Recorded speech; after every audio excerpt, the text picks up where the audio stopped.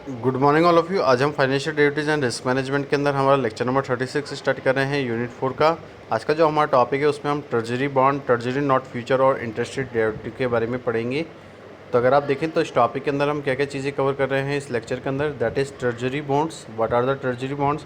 तो उसके बाद हम कुछ की टेक अवेज लेंगे ट्रेजरी बॉन्ड्स की। फिर ट्रेजरी बॉन्ड मैच्योरिटी रेंज क्या होती है उसके बारे में हम लोग इस टॉपिक के अंदर देखेंगे। उसके बाद हम ट्रेजरी बॉन्ड सेकेंडरी मार्केट के बारे में पढ़ेंगे।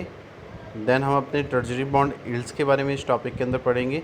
तो ये हमारा टॉपिक रहेगा। उसके बाद हम अपने नेक्स्ट टॉपिक के अंदर उसके आगे जो कंटिन्यू है हमारे जो लेक्चर, उसको हम आगे के टॉपिक से कवर करेंगे, जिसमें हम अपने ट्रेजरी नोट फ्यूचर्स और इंटरेस्ट रेट डेरिवेटिव के बारे में पढ़ेंगे। तो इस लेक्चर के अंदर हम सिर्फ ट्रेजरी बॉन्ड के बारे में पढ़ रहे हैं। अगर हम ट्रेजरी बॉन्ड की बात करें तो जो टी बॉन्ड्स है वो एक तरीके की गवर्नमेंट ऑफ सिक्योरिटीज़ है, जो कि यूएस फेडरल गवर्नमेंट इशू कर रही है, जिसकी मैच्योरिटी देखें तो वो 20 साल से ज़्यादा होती है। अगर हम ट्रेजरी बॉन्ड की बात करें तो ट्रेजरी बॉन्ड के अंदर हम अर्न करते हैं एक पीरियोडिक इंटरेस्ट, जो कि हमारे मैच्योरिटी के अंटिल तक की जाती है। अगर हम देखें तो इस पॉइंट के अंदर जो ऑनर है वो पे करता है एक पार अमाउंट को जो कि उसके प्रिंसिपल के बराबर होती है। अगर आप देखें तो जो ट्रेजरी बॉन्ड है वो एक तरीके का पार्ट है हमारे large category of US sovereign डेब्ट के, जिसको हम कह सकते हैं कि वो कलेक्टिवली है एज ए ट्रेजरीज़। तो अगर हम देखें तो टिपिकली हम रिगार्ड कर रहे हैं कि हम किस तरीके से वर्चुअली अपने रिस्क फ्री के अंदर उन सब चीज़ों को बैक कर सकें अपने यूएस गवर्नमेंट की एबिलिटी से, जहाँ पे हम अपने सिटीजन से टैक्स ले रहे हैं। अगर आप देख सकते हैं तो यहाँ पे कुछ की टेक अवेज हमें बता रखे हैं। तो अगर फर्स्ट पॉइंट की अगर हम बात करें तो that is treasury bond T bonds are fix rate US government डेब्ट securities with a maturity range between the 10 and 30 years. कि अगर हम देखें तो जो ट्रेजरी बॉन्ड हैं हमारे वो फिक्स रेट यूएस गवर्नमेंट डेब्ट सिक्योरिटीज़ होती हैं, जिनकी जो मैच्योरिटी रेंज है वो 10 से 3 साल के बीच में होती है। नेक्स्ट पॉइंट अगर हम देखें तो ट्रेजरी बॉन्ड पे semi annual interest payments until maturity eight which point the face value of the bond is पे टू द ऑनर। अगर हम देखें तो जो ट्रेजरी बॉन्ड है वहाँ पे हम पे करें एक सेमी एनुअल इंटरेस्ट पेमेंट को उसकी मैच्योरिटी तक। तो अगर हम देखें तो उस पॉइंट के अंदर हम फीस कर रहे हैं उस फेस वैल्यू को उस बॉन्ड की, जो कि एक ऑनर पे कर रहा है। थर्ड पॉइंट अगर हम देखें तो अगर हम अपने ट्रेजरी बिल के अलॉन्ग देखें तो जो ट्रेजरी नोट होते हैं हमारे ट्रेजरी इन्फ्लेशन प्रोटेक्टेड सिक्योरिटीज़ होती हैं, मीन्स टिप्स जो होती हैं। अगर हम उसकी बात करें तो treasury bonds are the one of the 4 virtually risk free government issued securities. अगर हम देखें तो ट्रेजरी बॉन्ड एक ऐसी है जो कि इन 4 में से सबसे ज़्यादा रिस्क फ्री गवर्नमेंट सिक्योरिटीज़ होती है, जो कि वो इशू करता है। उसके बाद आप देख सकते हैं कि नेक्स्ट जो टॉपिक है हमारा वो है ट्रेजरी बॉन्ड मैच्योरिटी रेंज। अगर हम ट्रेजरी बॉन्ड की बात करें जो कि इशू किया जा रहा है उस मैच्योरिटी पे, तो उसकी रेंज 20 से 30 साल की होती है। जब हम उसको इशू करते हैं तो वो एक मिनिमम डेमोनेशन पे किया जाता है, जो कि $100 होता है। अगर हम देखें तो जो कूपन पेमेंट है हमारे बॉन्ड का, उनको हम पे करते हैं सेमी एनुअली।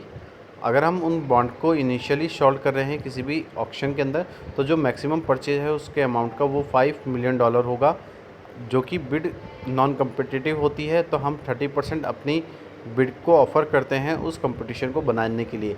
अगर हम कम्पिटिटिव बिड को स्टेट कर रहे हैं, जो कि एक रेट बता रहा है किसी भी बिडर को, जब वो उसको विलिंगली एक्सेप्ट करेगा।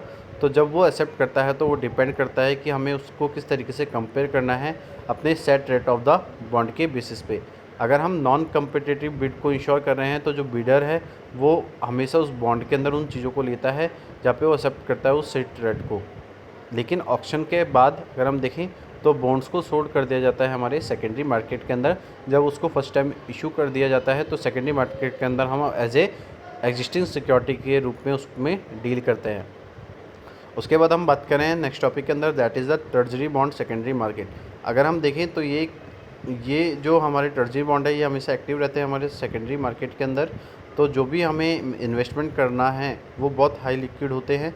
अगर हम सेकेंडरी मार्केट के अंदर देखें तो यहाँ पे जो भी प्राइजेस बनाई जा रही हैं किसी भी ट्रेजरी बॉन्ड की, वो फ्लक्चुएट हो रही हैं जब हम उस मार्केट के अंदर किसी भी तरीके की ट्रेडिंग को कर रहे हैं। अगर हम देखें तो जो करंट ओकेशन है या जो भी यील्ड रेट है हमारी ट्रेजरी बॉन्ड की, उनको डिक्टेट किया जाता है कि क्या उनका प्राइसिंग लेवल है हमारे सेकेंडरी मार्केट के अंदर।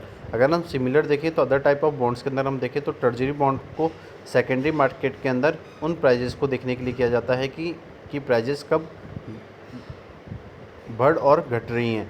तो ऑक्शन रेट को इंक्रीज़ करने के लिए हम कहते हैं कि ये इसलिए की जाती है क्योंकि जो वैल्यू है हमारी बॉन्ड की किसी भी फ्यूचर कैश फ्लो को किसी भी discounted at the higher rate पे करती है। तो इन्वर्सली अगर हम देखें तो प्राइजेज़ अगर इंक्रीज़ करेंगी तो जो ऑक्शन रेट है यील्ड की वो भी क्या करेगी, डिक्रीज़ करेगी। इसके बाद हम अपने लास्ट पॉइंट को देखते हैं, that is treasury bond yields. कि in the fixed income market treasury bond yield help to the form the yield curve. कि अगर हम देखें किसी भी फिक्स्ड इनकम मार्केट के अंदर जो ट्रेजरी बॉन्ड यील्ड है वो हेल्प करती है कि हम एक यील्ड कर्व को फॉर्म करें, बनाएं, which include the full range of investment offered by the US government, जो कि इंक्लूड करती है उस फुल रेंज ऑफ इन्वेस्टमेंट को जो कि एक यूएस गवर्नमेंट ऑफर कर रही है।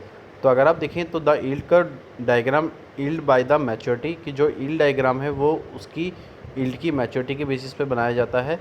तो and it is most often upward sloping. अगर हम देखें तो मोस्टली ये जो स्लोप है वो हमेशा अपवर्ड स्लोप का होता है, क्योंकि जो लोअर मैच्योरिटी है वो हम ऑफ़र करते हैं हमारी लोअर रेट से, जो कि एक लॉन्ग डेटेड मैच्योरिटी पे की जाए। तो however the yield curve become inverted when long term rates and lower than short term rate. कि अगर हम देखें तो जो यील्ड कर्व है वो बिकम इन्वर्टेड होता है जब हम किसी लॉन्ग टर्म रेट को किसी भी लोअर शॉर्ट टर्म रेट से कंपेयर करते हैं। अगर हम इन्वर्टेड यील्ड कर्व को देखें तो वो सिग्नल देती है कि क्या अपकमिंग रिसेशन होंगे किसी भी कंट्री के अंदर।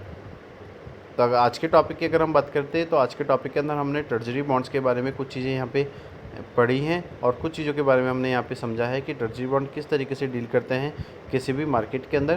तो हमने देखा कि जो ट्रेजरी बॉन्ड है वो एक तरीके की गवर्नमेंट डेब्ट सिक्योरिटीज़ है जो कि यूएस फेडरल गवर्नमेंट इशू करती है, और अगर हम उनकी मैच्योरिटी की बात करें तो 20 साल से ज़्यादा के होते हैं। अगर हम देखें तो जो ट्रेजरी बॉन्ड है वहाँ पे हम अर्न कर रहे हैं एक पीरियोडिक इंटरेस्ट को उसकी मैच्योरिटी तक। तो इस पॉइंट के अंदर जो ऑनर है वो पे करता है एक पार अमाउंट को जो कि इक्वल होती है हमेशा उसके प्रिंसिपल से। उसके बाद हमने क्या बात की थी यहाँ पे कि जो ट्रेजरी बॉन्ड है वो एक तरीके का पार्ट है किसी भी लार्ज कैटेगरी का, किसी भी यूएस सॉवरेन डेब्ट का, जिसको हम कलेक्टिवली एज ए ट्रेजरीज कहते हैं।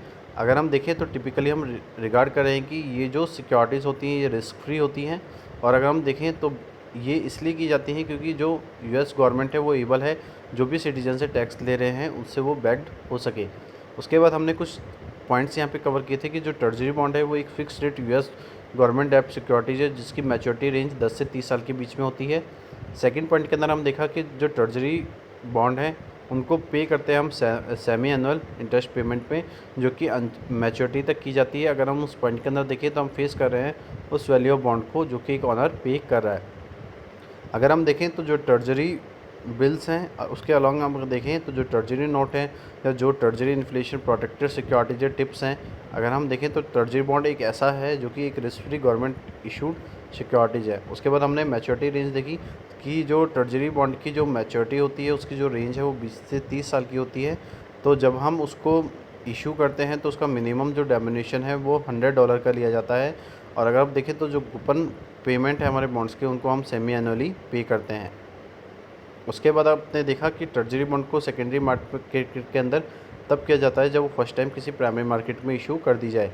तो अगर हम देखें तो जो ट्रेजरी बॉन्ड है वो ज़्यादा एक्टिव रहते हैं हमारे सेकेंडरी मार्केट के अंदर, क्योंकि यहाँ पे हम इन्वेस्टमेंट्स को जो कर रहे हैं वो हाईली लिक्विड में कर रहे हैं।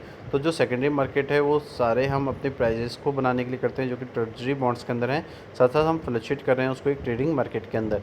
तो अगर देखें तो करंट ओकेशन के अंदर जो भी यील्ड रेट होती है किसी भी ट्रेजरी बॉन्ड की वो डिक्टेट करती है उस प्राइसिंग लेवल को किसी भी सेकेंडरी मार्केट के अंदर।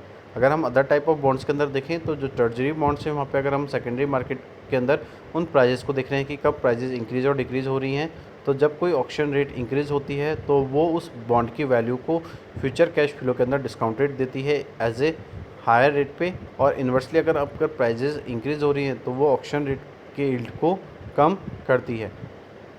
इसके बाद हमने समझा था कि ट्रेजरी बॉन्ड यील्ड क्या है। तो अगर हमने देखा था कि जो फिक्स इनकम मार्केट है अगर हम वहाँ पे अपने ट्रेजरी बॉन्ड यील्ड को देखें तो वो हेल्प कर रही है कि हम एक यील्ड कर्व को बनाएंगे। तो यहाँ पे हम इंक्लूड कर रहे हैं उस फुल रेंज ऑफ इन्वेस्टमेंट को जो कि एक यूएस गवर्नमेंट ऑफ़र कर रही होती है। तो अगर आप देखें तो जो यील्ड कर्व है अगर हम उसके डायग्राम को देखें जो कि यील्ड को बता रहा है किसी भी मैच्योरिटी के अंदर, तो वो हमेशा अपवर्ड स्लोप की होती है जो कि एक लोअर मैच्योरिटी को ऑफर कर रही है किसी भी लोअर रेट के अंदर जो कि एक लॉन्गर डेट ऑफ मैच्योरिटी के अंदर की जाती है। अगर आप देखें तो जो यील्ड कर्व है वो हमेशा इन्वर्टेड तब होता है जब हम एक लॉन्ग टर्म रेट में एक लोअर शॉर्ट टर्म रेट को लेते हैं, और अगर हम किसी भी तरीके की इन्वर्टेड यील्ड कर्व को लेंगे तो वो सिग्नल करेगी हम एक अपकमिंग रिसेशंस को ला रहे हैं। तो आज का जो टॉपिक है हमारा वो यहाँ पे कंप्लीट होता है। आगे के टॉपिक के अंदर हम आगे के रिमेनिंग लेक्चर्स को कवर करेंगे। तो आज के लिए इतना ही। Thank you so much and have a nice day.